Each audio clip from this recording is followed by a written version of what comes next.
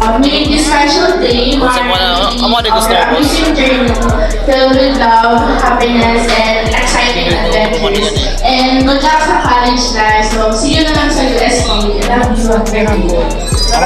Thank you, Kyla. Let us have Janae Kyle Santor. What's that? Is she here? Let's have Carmela Madrid.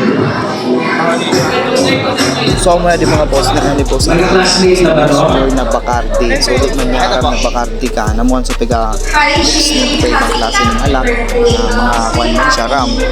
Pala man sila kung anong klase mga mixture kasi sila kan mas nakaaram.